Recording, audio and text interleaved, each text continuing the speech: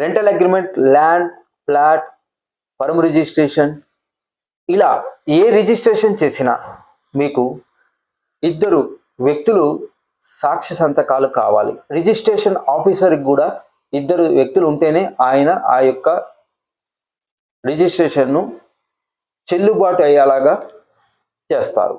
సాక్షి అంటే ఎవరు? సాక్షి అంటే 18 సంవత్సరాలు నిండిన వ్యక్తి మరియు ఏదైతే డాక్యుమెంట్ రాస్తారో దానిలో భాగస్వామి లేని వ్యక్తి సాక్షి సంతంగా చేయవచ్చు. మరి దస్తూరి అంటే స్క్రైబ్ రాసిన వ్యక్తి, అడ్వకేట్